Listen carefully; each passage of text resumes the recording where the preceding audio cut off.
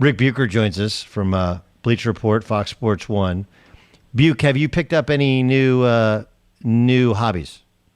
Yes, yes, I have. I've been working on my chipping game when it comes to golf. Really? I live on a golf course which is closed in terms of nobody's playing it, but it's where I go, and I'm not abusing the course. I'm kind of chipping from rough to rough, but I'll pick out like a tree or a bush or whatever, and then chip in that direction. And so, yeah, I do that, and then I throw the Frisbee for my dog in between. It's kind of preparing me for speed golf because I got to be able to get a swing in before he brings it back to me. So, yes, I guess that's my hobby. Ric Bucher joining us. If you were to guess the most likely scenario, it's a hard guess, for how the NBA returns, what is the scenario? That they are in a central location, they bring everybody in for it, and they have their playoffs. And I would expect, I don't know the last time you and I spoke where we were, but in talking to GMs over the last week, there is more optimism. I mean, I've had guys in the league, whether they're personnel people or GMs or whatever, who have basically said they fully expect that the season is going to be resumed, maybe some sort of a play-in for the 8th spot or the 7th spot, but that they expect that we're going to have some form of playoffs in June or July. Tremendous optimism, and that wasn't when I was looking at this initially and in talking to people.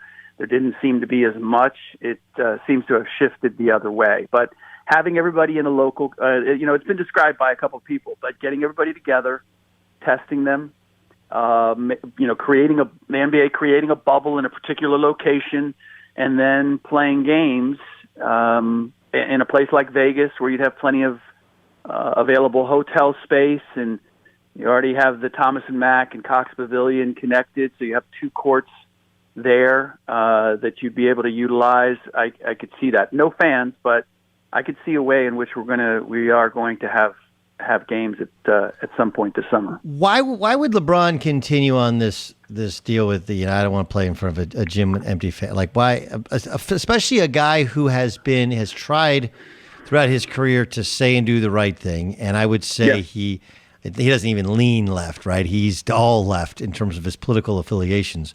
Why would he continue on this path? I don't know, but it's not the first time that he's said things that, one, I don't understand why he's saying them as far as public perception of him, and 2, that he hasn't walked back at some point. Because to me, this would be the greatest gift and the greatest sacrifice that players could make for NBA fans, which is we're going to play in completely foreign circumstances. We're going to play in venues we're not used to playing in. We're going to play at a time of the year with less preparation than we've had in the past.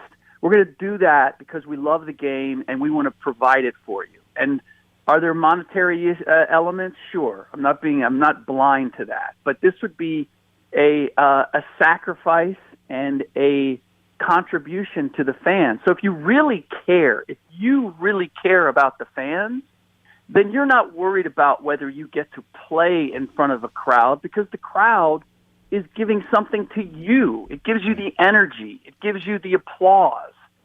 To do it in a sterile, isolated situation so that fans can see you play without you getting to hear them is the greatest sacrifice that a player could make in this circumstance. Why LeBron would run against that, or more important, why he wouldn't anticipate that that's the view and embrace it and lead the charge, I can only say I've done this before. Look, we don't always come up with the right idea. Our own particular instincts aren't always good, but I have people around me that when I'm looking at a particular situation, I ask their opinion, and they often save me from myself, or they confirm my best thoughts, and I move forward. I've never bought into that LeBron James gets the best advice, because if he had somebody that he was listening to, or somebody that was able to tell him, look, you should consider this, he might just look at it in a different way and not make these types of statements that you and I look at and say, why the hell is he saying that? Yeah, I feel like he doesn't have guys to give him advice. He has sycophants around him that go, yeah. I mean, that's the whole thing. Like the TV show, The Shop, is not a barber shop. Is guys arguing things, right? Yes. It's calling people out like that's BS, and guys arguing back and forth and everybody nodding, right? Right. This is the opposite of that. This is guys just, oh yeah, yes, LeBron, yes. It's Doug Gottlieb Show here on Fox Sports Radio. I would think if they play too many games too close together, the older players will be the most vulnerable, and that could be a portion of the reason why he doesn't love the idea. Yeah, that may be. I am legitimately leery of the whole thing, because we are talking about going straight from, this is not, there's a reason there's a preseason. There's a reason there's a regular season before the playoffs. The idea of these guys having 2 months off, then getting in condition, and then playing playoff intensity basketball, there are going to be injuries. And let's face it, if LeBron is looking at his chances of winning, the Lakers are an old team, and they probably are not going to fare as well as, say, the Clippers or a lot of other teams. But they're also not going to fare any better next year when he's a year older. So to me, again, and they're all a year older. So I think there's a matter of, yeah, it's not ideal. And maybe he likes the idea of, in the prism of, we never played, but we were in first place in the West, and LeBron was well on his way. Oh, LeBron would have won a third championship with a third different franchise if only the virus had not disrupted things. Even though we'll look at it and say, okay, these were unique circumstances, we're still going to measure it and say, LeBron had a chance at another championship, and he either did or didn't get it. If he thinks the odds are against him of getting it, this has been the genius of LeBron. He pulls it back when he doesn't think it's a good bet that he's going to get what he wants. Ric Bucher joining us, Fox Sports 1 and Bleacher Report, covering, among other things, the NBA. Long time you've covered the NBA. How much of the schedule, like, organically, this is going to screw up the schedule? Do they then move the start of the next year to December? Because I guess the question becomes, then you have the Olympics next year still in doubt whenever you wrap this thing up. I know last time we talked, you said, well, the guys that don't make the playoffs will go to the Olympics. Do you believe the schedule, this gives the NBA the opportunity to move the schedule they were tinkering with doing anyway? It does, and there's a healthy conversation about that, but I've also heard that if they really wanted to, they would just shorten the off season. You could push back the regular season a little bit. Obviously we've seen that happen already where the season started earlier. You can fiddle with it. There's like a 3-4 week window where you could fiddle with it and not make any extreme changes. But I've heard that one, the priority is to get games to resume this season and to finish the season, and that whether it means moving the start of next season to December or simply starting it in we're talking Christmas, honestly, if we're saying December, or moving it simply to mid-November, that everybody's going to have to bite the bullet and have a shorter off season. You've already had 2 months off going into the playoffs. There'll be a way that they will massage it. But everybody going into it understanding we're not under normal circumstances, and if it takes everybody bending in a certain direction to get games this summer and then resume next season on the same timeline or a similar timeline, there's a mindset that they can do that. Ric Bucher joining us on the Doug Gottlieb Show here on Fox Sports Radio. Bucher, I was trying to explain to people, like, I get I get that you're trying to be sensitive, but one, I don't think NBA players particularly care because they think, like Rudy Gobert, he got kind of sick, but he was fine. Donovan Mitchell, no symptoms. They all think they're impervious, that they would come back and play. But there's also the idea of like the owners, they're going to lose massive, massive amounts of money, and they, like the NFL draft, want to be on TV. I mean, they kind of have to get this thing going, don't they?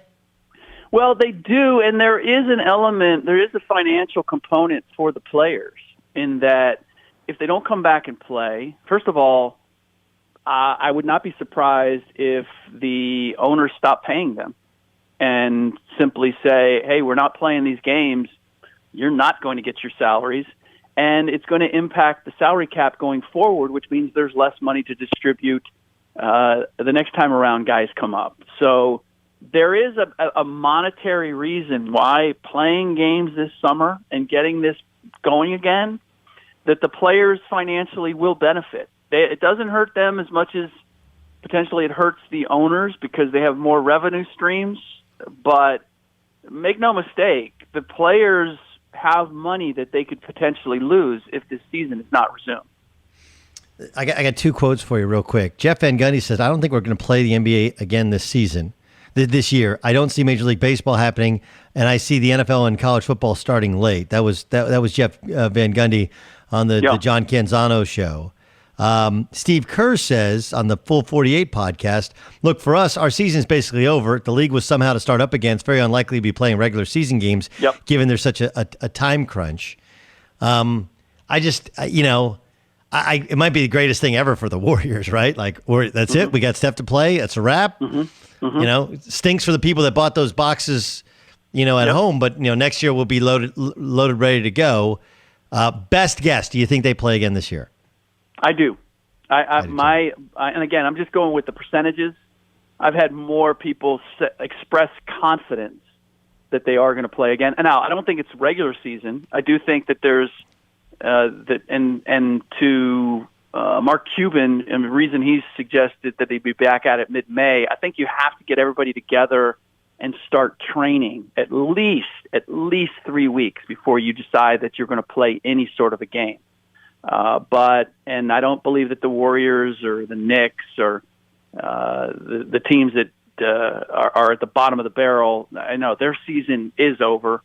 But the teams that that are in a playoff position, or maybe the 9th or 10th teams, and you have a short playoff play-in series for the last two spots, that's something that the league wants to do anyway. This would give them an opportunity to experiment with it. I fully expect that we are going to see games in an isolated quarantine setting sometime this summer. I wonder if we'll get to go, like media guys will get to go to games. That'd be kind of you know what? And I was just thinking, I was counting up like the number. Allowed 50 people. Man, you got the players, and then you got the referees, and then you got the coaching staff, and the list gets eaten up pretty quickly. I would imagine that even the broadcasters will be doing it from remote, like they do games overseas or whatever. That the amount of people from a media standpoint, I just don't see anybody. I don't see anybody other than maybe the cameraman being in the building. And even the cameraman, honestly, and they're super talented. And having worked with so many of the good ones, those you can do remote You can do remote cams. Especially when you're only doing a couple of gyms, all that stuff can be done on remote.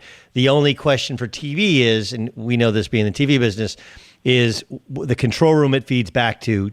Generally, those are not set up for people to be anything other than close proximity to one another. But again, if you're given a month heads up, you can figure out a way to reconfigure a control room to give people their proper space. Well, Doug, here's the thing: the NBA has the technology, they have the authority, they have the wherewithal. That if they want to do this, if they want to create an incubator or a bubble and play games within it, they have the capability of making it happen. Butte, great stuff. Good luck on that chipping game. Right, your short game's gonna be very, very good. Dude, I'm feeling very good about my short game right now. Very good. Too cold to hit the waves? No. What's the story there? It's never too cold, and as you know, it's a great debate in the surfing community. Yeah. I go to a couple places where it's my son and I and maybe one or two other people in the water, and we are 6 to 8 feet apart, and we get it done. So I'm lucky in that regard. Yeah, I let my guy go out there, but he's usually by himself, nobody else out there. So I mean, he's just doing 2-3 footers, so he's fine. And I sit there and watch him, and it's why are you not out there with him? Because I stink. Now my brother has a longboard that I should get out, but I got to get a wetsuit. It's really cold. I got to get a wetsuit. Doug, you are of the size that you can get a wetsuit off the rack. Let's go. Let's stop pussyfooting around. All right. Maybe that's a purchase this week. Although nothing's open to purchase it. You can buy them online. All right. You got to help me with the sizing. And I will help you with the sizing. I'll even help you with the brand. Nice. Appreciate that. Send that to me in a text. All right. Be safe, Buke. Thanks for joining us. You too, Doug.